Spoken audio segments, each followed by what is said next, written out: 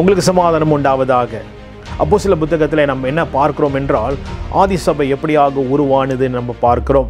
அது மட்டுமல்ல, அந்த ஆதி சபை எப்படி செயல்பட்டது என்று நாம் பார்க்கலாம். பேதுரு இப்படியாக பிரசங்கம் பண்ணுகிறார். மாறுபாடு உள்ள சந்ததியிலிருந்து நீங்கள் காப்பாற்றப்படுங்கள் என்று பேதுரு அழகாக விவரிக்கிறார். தேவப்பிள்ளைகளே, பயங்கரமான சந்ததிக்குள் நாம் வாழ்ந்து கொண்டிருக்கிறோம். சபை முக்கியமில்லை என்று பல உபதேசங்கள் நாம் கேட்டுக்கொண்டிருக்கிறோம். சபைக்கு போக தேவையில்லை என்று நம் வீட்டிலே ஆராதிக்கலாம், நாமே தேவனோடு கொடுக்க தொடர்பு கொள்ளலாம் என்று சொல்லி பல காரியங்கள் நாம் கேட்டுக்கொண்டு வருகிறோம். ஆனாலும் சபை தேவன் நியமித்தது. The church is the design of God. இதுதான் இந்த நாளில் நாம் பார்க்க போகிறோம்.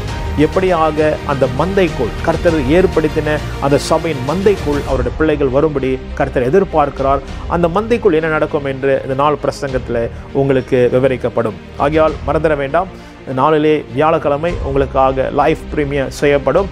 8:30 மணிக்கு லெவல்ஸ் ஆஃப் காட் யூடியூப் சேனலில் நீங்கள் இந்த பிரசங்கத்தை கேட்கலாம், பார்க்கலாம். அது மட்டுமல்ல, அநேகருக்கு ஷேர் பண்ணுங்கள், அவங்களும் ஆசீர்வதிக்கப்படட்டும். கர்த்தர் உங்களை ஆசீர்வதிப்பாராக.